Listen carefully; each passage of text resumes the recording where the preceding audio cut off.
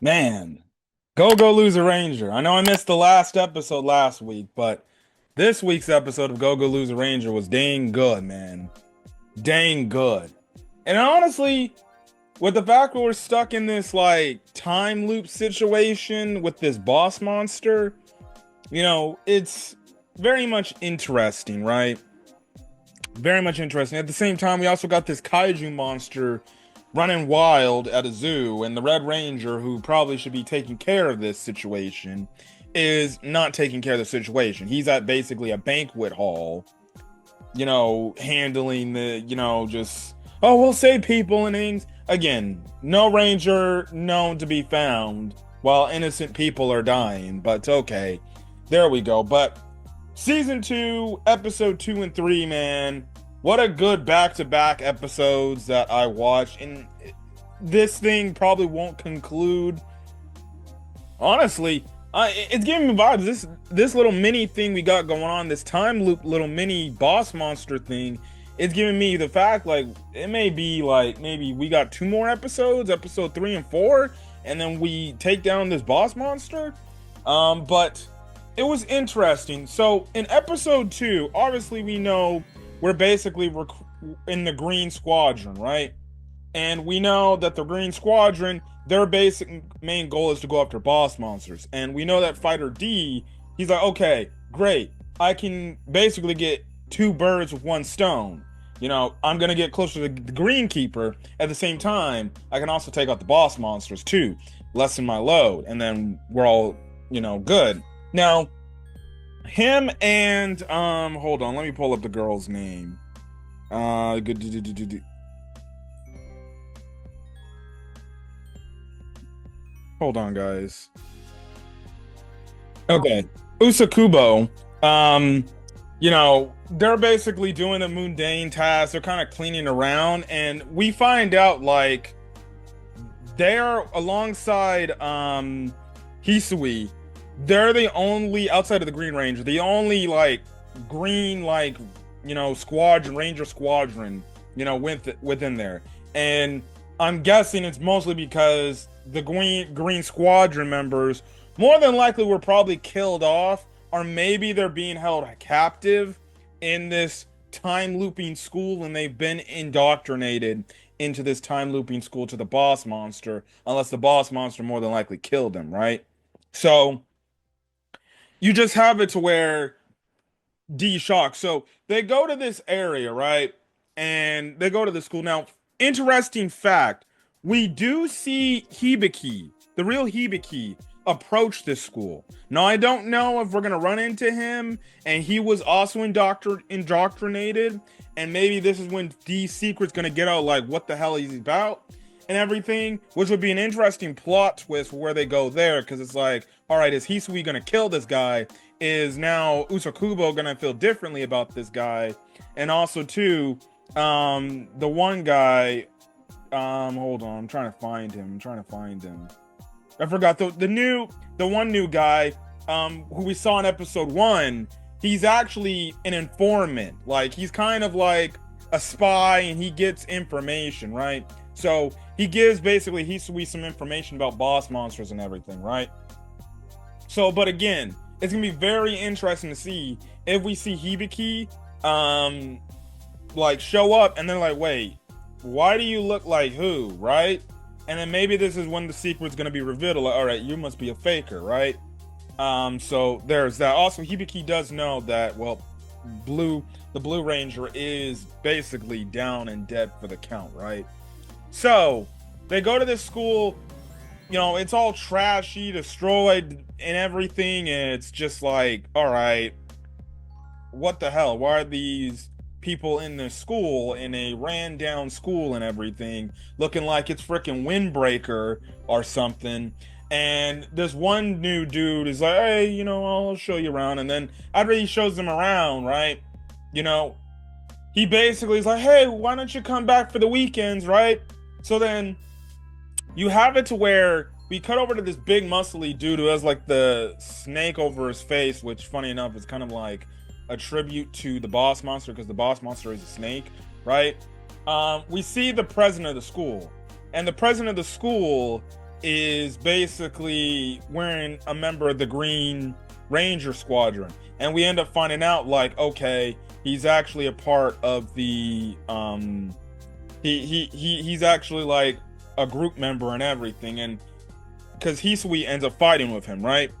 But essentially the dude says like, hey, why don't you come back on the weekdays and you can find out and get some more information for your questions that you've been asking. So that's what they do. They come back on the weekend, or on the weekday, and when they come back on the weekday, they walk into the school. Outside was all, again, same old trash, destroyed school. But then they walk in, room changes, school's like all regular, and it's a regular school. And you just have it to where, every time they're doing something wrong, right? And you have it where D was doing things wrong consistently, right? It would just reset back to when they first got there, in the hallway and everything. And they were like, wait, what the hell's going on here?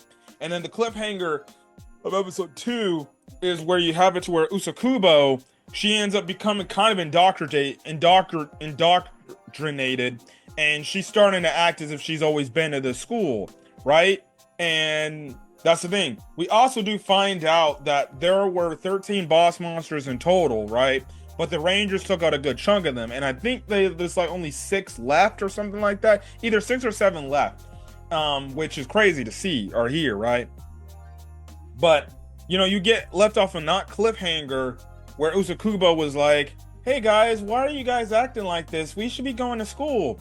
So then it picks up in episode 3 where they're like, wait, what the hell is wrong? And then they realize, no, she is completely like entranced in this. Now they somewhat kind of get to her, but then it's too little too late. And she's basically for the rest of the episode stuck in this trance and everything, to the point like you get this like very freaky conversation she's having with D later in the episode about like being a ranger and everything. But she's saying like, well, I'm just happy that, school is so fun and everything. And I'm just like, whoa, I'm like, she needs help. She needs help. Now, the thing is, Hisui, the informant, and D are trying to figure out what's the heck's going on. Eventually what happens is, one of the loops that happened is the principal was showing up and everything, and eventually Hisui gets a good look at the face. She goes to the principal's office, and it's revealed that it's actually one of the former Green Squad mates. Now, I wonder if this is actually the boss monster hiding in secret, because we know the boss monster, and it's the informants that, well, the boss monster can hide, and act as if they're a human. They can take the face of a human, right? So it was more than likely the boss monster is pretending to be obviously this Green Squadron member with all the memories and everything, right? Unless it's actually the Green Squadron member from the group that Hisui knew, and is just under this trance. Now, she's fighting him with the divine weapon that one of their other superiors, who said like this chick was going to potentially be, the replacement for the Green Keeper, right? If the Green Keeper ever died, she would basically be next in line to be the Green Ranger. And she had the divine weapon, and the divine weapon basically kind of, I guess, it manipulates with the ground and earth and everything, right? And at first, you see this flashback with Hisui fighting her, she gave her trouble, but Hisui's doing a lot better. Now you get this instance where Hisui looks like she's about to finish the dude off, like legitimately probably like a brutal damn kill. Like she basically takes her lightsaber, stabs it through through his mouth, and stabs it to the back of his mouth. How the guy is still alive, I have no clue. But shit gets reset again because one of the students is like, Hisui, why are you trying to kill the principal? That's not what you're breaking school rules. And it resets. And then you have this weird thing where Hisui, now she's starting, I guess, her brain or her mind is starting to mold into trying to be a student. She's trying to fight it, but it's hard for her. And you're just seeing like, okay, she's definitely warped out of her mind. And the dude is like, dang, geez, thank goodness I planted that student there. Otherwise, I'd be dead. So that's the thing. Now, D is trying to try to get to the bottom of this and everything.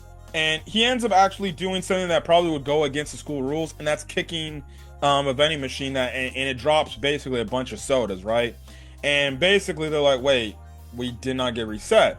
And that's when the informant and D realize like, okay, they actually have to see us breaking school rules for them to reset. So unless they see us do it, that's when they reset. If they don't, well then stuff won't get reset.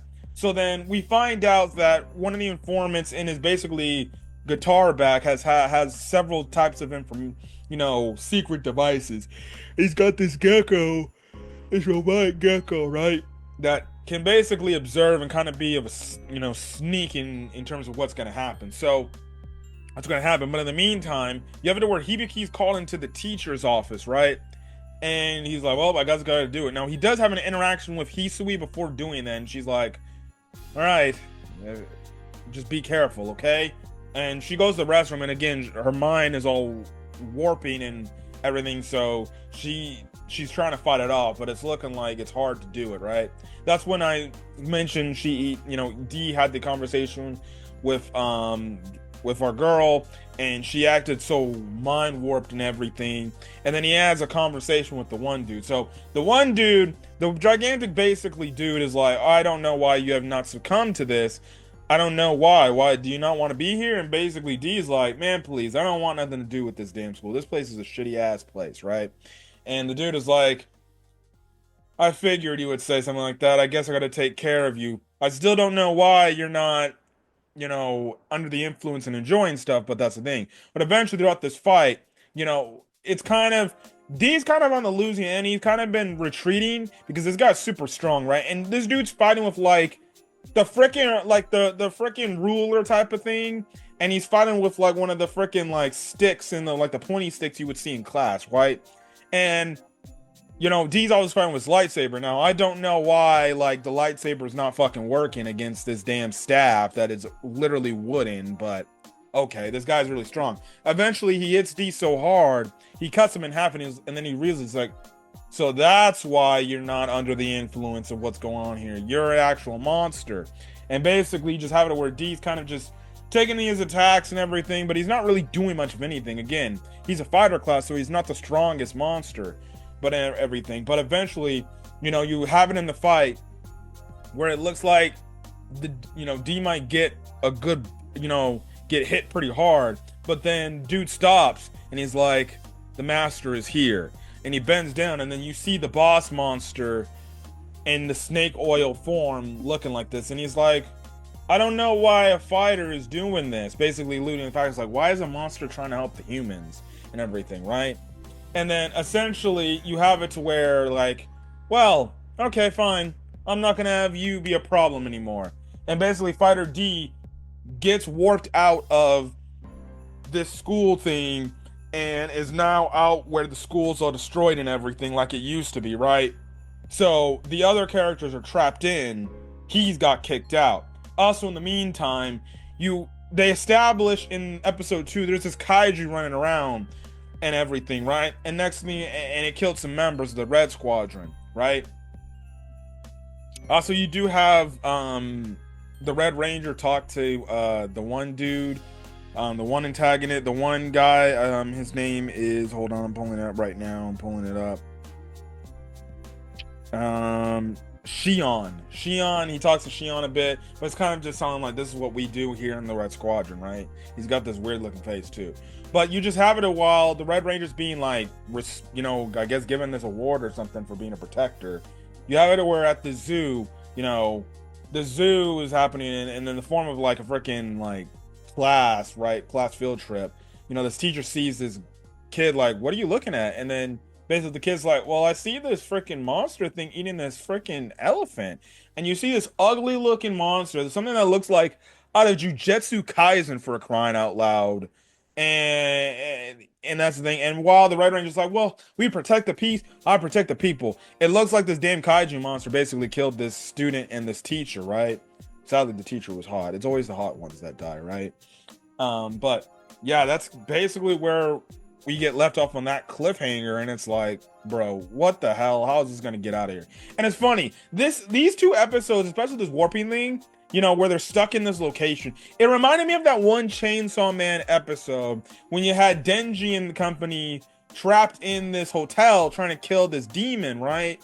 And whatever they did, or whatever they went, they were on the same hotel hallway path. It honestly reminded me of that episode. So, it was pretty dang cool. Again, I don't know if Chainsaw Man came first before Go-Go Lose Ranger in regards to, like, I guess the original source material. But hey, if it did come before, that's actually pretty dang dope that Go-Go Lose Ranger author kind of took an inspiration from Chainsaw Man in that chapter slash episode. But I don't know where it's gonna go, but I'm very much interested. It seems like D's gonna have to do his best to kill the boss monster on his own, unless Hisui snaps out of things and stuff like that. So I guess we're gonna see what's gonna happen next. But if you guys like the video, leave a like, put in the comment section your thoughts, hit that subscribe button if you want to get more. If you want to get more Go-Go Lose Ranger content or any other anime content, I upload to the channel. Till then, guys, stay safe out there. Have a great rest of your day or your night. I'm sending this video. Till then, guys, peace.